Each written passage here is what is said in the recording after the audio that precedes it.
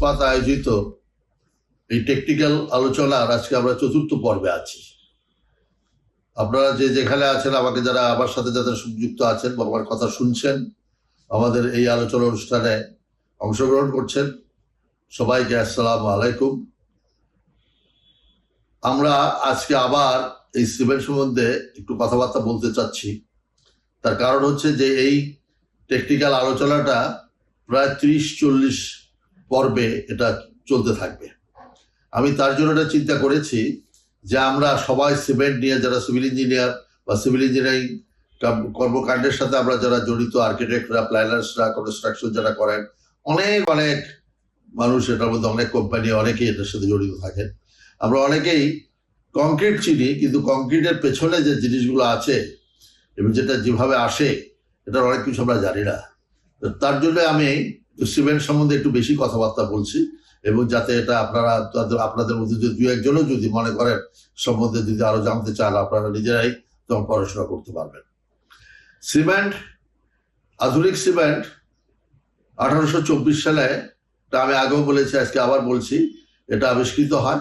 এবং তারপর থেকে এই সিমেন্ট যখন ASTM, American society of testing materials, তারা এটাকে পেটেন্ট করে, তারা যখন এটা দুনিয়া জুড়ে কভার করতে থাকে, সেই সিমেন্ট তাদের প্রায় অলমোস্ট 1950 তারও পর পর্যন্ত একই সিমেন্ট চলতেছিল, এই অর্ডিনারি পোর্টল্যান্ড সিমেন্ট হিসাবে।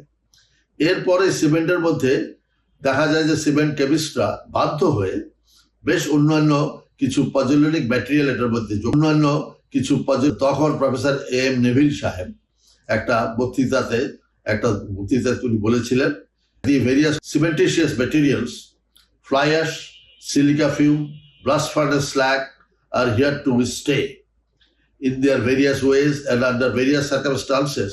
They all have an important role to play in concrete. The days of pure or unadulterated Portland cement, once upon a time lauded by cement manufacturers, have gone forever. Portland cement is a vital ingredient, but the other cementitious materials are highly valuable. অর্থটা হচ্ছে যে এরপর থেকে দেখা যায় সেই সময় 1950 পরের থেকে এটা দেওয়া শুরু করে যে ফ্লাই অ্যাশ আসে। ফ্লাই অ্যাশ আপনাদেরকে আমি আগেও বলেছি, পালভারাইজ কোল, যেটা আমরা যে কয়লা যেটা আমরা পোড়াই বিভিন্ন অ্যালার্জির জন্য, সেই কয়লা পোড়ানোর পরে যে কয়লার যে ফসিলটা থাকে অ্যাশ, সেটাকে পালভারাইজ ফ্লাই অ্যাশ বলে। সিলিকা ফিউম, এটা একটু পরে আবার বলছি। এবং ব্লাস্ট ফার্নেস স্ল্যাগ, এটাকে আপনারা অনেক সময় দেখবেন কিছু ইয়াতে লেখা থাকে গ্রাউন্ড গ্র্যানুলেটেড ব্লাস্ট ফার্নেস স্ল্যাগ। এটা কি সেটা আমি একটুখানি পরে বলছি। ফলে এই সমস্ত জিনিসগুলো দিয়ে সিমেন্ট ম্যানুফ্যাকচারার, সিমেন্ট কেমিস্টরা তারা এই সিমেন্টটাকে অন্য পর্যায়ে নিয়ে যান। সেটার কথাই উনি বলছেন প্রফেসর এমিল নেভিল সাহেব, যেটা আসছে এটা থাকবে, এটা ছাড়া আমাদের কোনো গতি নাই, কারণ এটা বেনিফিটস অনেক বেশি। এবং আমরা সেটাই দেখছি যে এখানে আমি C3S সিমেন্ট থেকে আগে দেখিয়েছিলাম, সিমেন্টের মধ্যে যে ক্যালসিয়াম অক্সাইডটা থাকে তার থেকে এবং সিলিকন থাকে, তাকে C3S এবং C2S বলে। ডাইক্যালসিয়াম সিলিকেট আর ডাইক্যালসিয়াম সিলিকেট, এই দুইটাই মেইন স্ট্রেংথটা দেয়, রিয়াকশনটা তাড়াতাড়ি হয় এবং তাড়াতাড়ি হয়ে স্ট্রেংথটা দেয়, সেটির একটা গ্রাফ দেখিয়েছি। এরপর যখন সিমেন্ট হাইড্রেশনে যায়, যেটা জানেন যে সিমেন্ট যখন পানির সাথে সম্পর্ক আসে, আমরা এমনিও দেখি সিমেন্ট যদি আপনি কোনো জায়গায় রেখে দেন, একটু ময়েশ্চার পেলে কিন্তু সিমেন্ট শক্ত হয়ে যায়, অর্থাৎ রিয়াকশন শুরু হয়ে যায়। সাংঘাতিক সেন্সিটিভ একটা মেটেরিয়াল সিমেন্ট, পিওর সিমেন্ট। এই সিমেন্ট যখন কংক্রিট বানানোর সময় পানির সংস্পর্শে আসে, এটা হাইড্রেশন হয়, রিয়াকশন, কেমিক্যাল রিয়াকশন যেটা হতে থাকে সেটা হচ্ছে সিমেন্ট হাইড্রেশন। এবং সেখানে ক্যালসিয়াম সিলিকেট হাইড্রেট বলে একটা জিনিস হয়, যেটা আমি একটু আগে দেখালাম, CHH, এটা সংক্ষেপ হচ্ছে, কেমিস্ট্রি যে নাম দিয়েছে CSH, এইটা হয়, এবং ক্যালসিয়াম হাইড্রোক্সাইড হয়। এখানে কিন্তু যে সমস্ত অ্যাগ্রিগেটস থাকে তার থেকে রিয়াকশন স্লাইড হতে পারে, কিন্তু মেজর রিয়াকশনটা হচ্ছে CHH, ক্যালসিয়াম হাইড্রোক্সাইড। এই ক্যালসিয়াম হাইড্রোক্সাইডটাও আপনারা হয়তো অনেকে খেয়াল করেছেন, যারা ল্যাবরেটরিতে কাজ করেন বা যারা রেডিমিক্স কংক্রিটে কাজ করেন, সেখানে যেখানে বড় জায়গাতে সিমেন্ট সিলিন্ডারগুলোকে বা কিউবগুলোকে আপনারা কিওর করেন ফর লং টাইম, 30 দিন হতে পারে, লং টাইমও হতে পারে, 7 দিন হতে পারে, 14 দিন হতে, সেই ট্যাঙ্কের মধ্যে দেখবেন যে নিচে কিছুদিন পরেই সাদা সাদা কতগুলো জিনিস জমে থাকতে থাকে। এইটাই হচ্ছে ক্যালসিয়াম হাইড্রোক্সাইড। এইটাই লিচিং অফ ক্যালসিয়াম হাইড্রোক্সাইড হতে থাকে পানির সংস্পর্শে এসে। এই হাইড্রোক্সাইডটা কিন্তু যত লিচিং হবে তত কংক্রিটটা পোরাস হতে থাকে, অর্থাৎ তার মধ্যে পারমিবিলিটি বাড়তে থাকে এবং এটা একটা পোর একটা ফর্ম করতে থাকে, এটা সাইজের উপর নির্ভর করে। তখনই দেখা যায় সিমেন্ট কেমিস্ট্রিরা আবিষ্কার করলেন যে এইখানে ফ্লাই অ্যাশ বা জিজিবিএফএস, যেটা আমি একটু আগে বললাম, বিএফএস অনেক সময় বলে জিজিবিএফএস, এইটা রিয়াক্ট করা শুরু করে তখন এই ক্যালসিয়াম হাইড্রোক্সাইডের সাথে। তারা ইনিশিয়ালি একটু শান্ত থাকে বা চুপ থাকে, কিন্তু এই সময় এসে পজিটিভ রিয়াকশন হতে থাকে ফ্লাই অ্যাশ এবং জিজিবিএফএস। এগুলো ক্যালসিয়াম হাইড্রোক্সাইডের সাথে শুরু করে, আবার সেগুলা ওয়াটার ওই সব পানির মধ্যে আছে, আরো ফার্দার সিএইচএর জেল তারা করতে থাকে, অর্থাৎ ক্যালসিয়াম সিলিকেট হাইড্রেটটা করতে থাকে, এবং এটা কোরগুলা তখন আর কম হয়, পারমিবিলিটি কমে যায়, স্ট্রেংথ বাড়তে থাকে। এইটাই আমি এখানে দেখিয়েছি, এখানে একটা গ্রাফ দিয়ে স্ট্রেংথ ডেভেলপমেন্ট। সেখানে হচ্ছে যদি 100% সেম ওয়ান হয়, পোর্টল্যান্ড সিমেন্ট, সেম ওয়ানটা আমি আগে প্রথমে বলেছিলাম, এর আগের আলোচনা আগের পর্বে, সেম ওয়ানই হচ্ছে অর্ডিনারি পোর্টল্যান্ড সিমেন্টের একই জিনিস, সেইটার যে স্ট্রেংথের যে ধারা, তার যে গেইন অফ স্ট্রেংথ, তার থেকে যদি 70% সেম ওয়ান থাকে এবং 30% পিএফএ থাকে, অর্থাৎ ফ্লাই অ্যাশ থাকে, তাহলে দেখতেছেন যে আপনারা যে 80-90 দিনের মাথায় যে স্ট্রেংথটা অনেকখানি বাড়ে, প্রায় 10% 20% বাড়তে পারে। এটা একটা বিরাট বেনিফিট আসতেছে এইখানে। আমি এটা ফ্লাই অ্যাশ, যে আমরা এখন দেখি যে কয়লা, খালি কয়লা পোড়ালেই হবে না। আমি একটা প্রথম অনেক আগে একটা হোটেল শেরাটন ছিল, সেখানে আমি একবার বক্তৃতা দিয়েছিলাম, যখন এই ম্যানুফ্যাকচারাররা প্রথম এই ফ্লাই অ্যাশ এই সমস্ত আনার চেষ্টা করছিল। সেই সময় আমি বলেছিলাম যে ফ্লাই অ্যাশ বলতে খালি ছাই বললে হবে না, কাঠের ছাই করলে হবে না, ফ্লাই অ্যাশেরও আবার একটা অনেক রকম ভেদ আছে। জানেন আমাদের বাংলাদেশে যে বড় পুকুরিয়াতে যে কয়লা পাই, সেই কয়লাটার একটা তার কৃত্রিম একটা কম আছে। অন্য অনেক দেশে দেখা যায় এর থেকে অনেক উন্নত মানের কয়লা পাওয়া যায়, কিন্তু আমাদের তাতেও অ্যালার্জি, পোড়ালে পরে অ্যালার্জি হবে, কিন্তু অন্য দেশগুলো আর একটা ভালো কোয়ালিটিও পাওয়া যায়। এটাকে সেভাবে ভাগ করা হয়েছে যে এইটা কতটুকু কি আছে সেটার উপর নির্ভর করে এই ABCDE বলে। এবং বাংলাদেশে বর্তমানে যে বাংলাদেশ বিডিএর যে কোড আছে, সেই কোডের ইয়াতে দেখা যায় যে তার এই কোন ফ্লাই অ্যাশটা কতটুকু দেওয়া যাবে সেটা একটা পরিমাণ কিন্তু সীমিত আছে। এই গ্রাফটাতে আমি সেটাই দেখেছি। দেখেন ক্লাস এ বা ক্লাস বি প্রপার্টি সোর্স যেটা হয়, এ বি, এটা দেখতেছেন যে সিলিকন ডাইঅক্সাইডটি সবচেয়ে বেশি থাকে, ক্যালসিয়াম অক্সাইড দেখতেছেন আমরা খুব কম থাকে, খুব কম থাকে। তার জন্য আমি নিচে নামিয়ে নিই, খুব কম থাকে কয়লাটা পোড়ানোর পরে।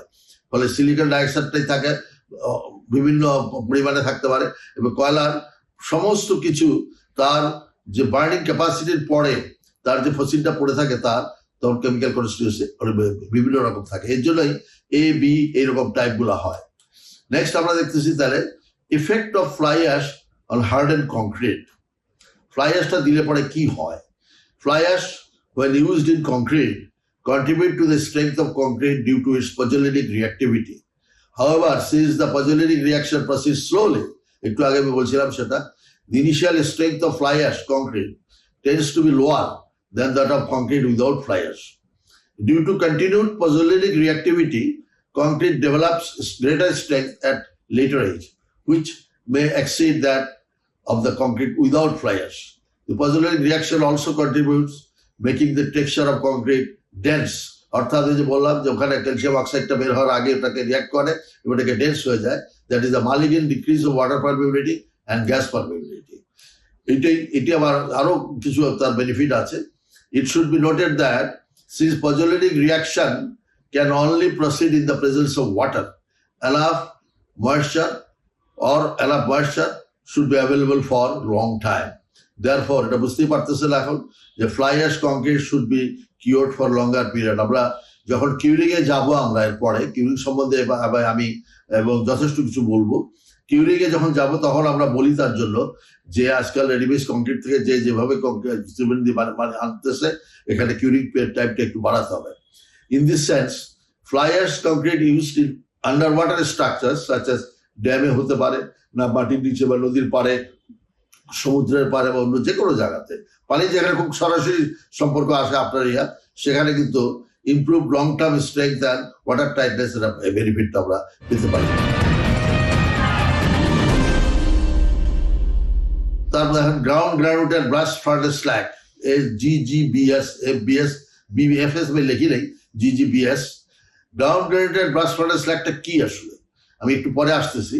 Ground granulated blast furnace slag is a non-metallic product consisting essentially of silicates and aluminates of calcium and other bases. The molten slag is rapidly chilled by quenching in water to form a glassy sand-like granulated material. The granulated material, when further এটাকে যখন একদম গুঁড়ো করে ফেলানো হয় ground to less than 45 micron, 45 micron উপরে বুঝতেই পারতেছেন 1 micron কত হয়, will have a specific surface about 400 to 600 meter square per kilogram. অর্থাৎ আপনারা জানেন, যারা সিমেন্ট যারা টেস্ট করেন, সিমেন্টের যে ফাইনেস টেস্ট আছে তাতে আমরা বলি যে at least it should go up to 300 meter square per kilogram. ফলে এটাতে এই সিমেন্টের গ্রেডের থেকে এটা অনেক অনেক ছোট গ্রেড থাকে। But chemical composition of blast furnace slag BFS is similar to that of clinker, cement clinker. The following table যেটা আমি একটু পরে দেখাচ্ছি shows the approximate chemical composition of cement clinker, blast furnace slag এবং fly ash. এই চারটা সেজন্য আমরা এই কম্পোজিশনটা, এই টেবিলটা আমরা রেখেছি এখানে, যেখানে আমি প্রথম আলোচনায় বলেছিলাম যে মেজর কম্পোনেন্টই হচ্ছে ক্যালসিয়াম অক্সাইড, যেটা normal cement clinker cement type 1 বা আমরা অর্ডিনারি পোর্টল্যান্ড সিমেন্ট যেটাকে বলি, সেখানে ক্যালসিয়াম অক্সাইডটা হচ্ছে মেইন ইনগ্রেডিয়েন্ট। এটা calcium in the form of oxide থাকে 60 to 67%, সিলিকন ডাইঅক্সাইড 17-25%, অ্যালুমিনা থাকে 320 and so on। সেখানে দেখেন ব্লাস্ট ফার্নেস স্ল্যাগে এটা কিন্তু দেখেন, তার জন্য এটাকে আগে রেখেছি যে ক্যালসিয়াম অক্সাইডটা সেখানেও কিছু থাকে এবং 30 to 45%, 30 to 38% থাকতেছে silicon dioxide and so on। Fly অ্যাশে দেখতেছেন আপনারা, ফ্লাই অ্যাশে ক্যালসিয়াম অক্সাইডের যে পরিমাণ থাকে সেটা পুড়ে যায়, সেটা ইয়ে হয়ে যায়, অন্য পর্বে চলে যায় এবং সেখানে যে মাত্র 1 to 3% থাকে কয়লার মধ্যে, আর বাকি সিলিকনটাকে করতে পারে না, সেটা থাকে অন্যান্য প্রকৌশল গুলো এরকম থাকে। এই জন্য আমি এখানে যে এই সাপ্লিমেন্টারি সিমেন্টিশিয়াস ম্যাটেরিয়ালস, এটা এসসিএম বলে, সিমেন্ট কেমিস্ট্রা এসসিএম বলে, ইফেক্টস অফ এসসিএম। এখানে ফ্লাই অ্যাশের ইফেক্ট কি?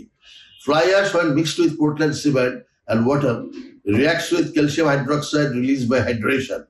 Such reactions are beneficial to the concrete in that they increase the quantity of the CHH phase. আমি ইচ্ছা করে এই জিনিসটা আবার এখানে ল্যাঙ্গুয়েজে লিখেছি, তার কারণ অনেকেই হয়তো আপনাদের মধ্যে সিমেন্ট ম্যানুফ্যাকচারার আছেন বা কেমিস্ট্রি হয়তো বা জানেন না, সিমেন্ট নিয়ে নাড়াচাড়া করছেন, তাদের জন্য এটা লিখে রেখেছে যে ফ্লাই অ্যাশ দিলে পরে কি হতে পারে। সিলিকা ফিউম, এবার আমি একটু করে বলতে চাচ্ছি যে সিলিকা ফিউম এই নামটা দেখবেন হর হামেশা সিলিকা ফিউম মনে করে যে এটা একটা বোধহয় একটা বায়ু একটা জিনিস, আসলেই তাই। Silica fume gain attention just এই 50 বছরও হয়নি, 1980s এর শেষের দিকে এটা শুরু হয়েছে মাত্র। সিলিকা ফিউম এটা আসে leading to the development of new generation of high strength concrete, low permeability concrete and strength exceeding 85 MPa, অর্থাৎ 12,000 PS এর থেকে বেশি ওই কাছাকাছি যদি কংক্রিট স্ট্রেংথ আনতে হয়, সেই কংক্রিটের মধ্যে অবশ্যই সিলিকা ফিউম ইউজ করতে হবে in some form or other. Silica fume is a by product from the manufacture of silicon or ferro silicon metal. It is collected from the flue gases from the electric arc furnaces. Silica fume is an extremely fine powder which with particles about 100 times smaller than an average cement grain. বুঝতেই পারতেছে cement গ্রেনটাকে আমরা ধরতে পারি না, তার থেকেও বলে যে 100 টাইমস স্মলার। এবং এটা যে চিন্তা করতে চান, এটা এইভাবে এটা আমি লিখতে পারতাম ইচ্ছা করলে, এটা বইপত্রে পাওয়া যায় যে আমরা যারা সিগারেট খাই, সিগারেটের যে ধূম আছে তার যে পার্টিকেল তার থেকেও এটা ছোট হয়। The silica fume is available as a densified powder or as a water slurry, মানে একটা লিকুইডের মধ্যে পরে একটা স্লারি করে ফেলে from STMC, এবং এটা STM 1240 gives the specification for the silica fumes.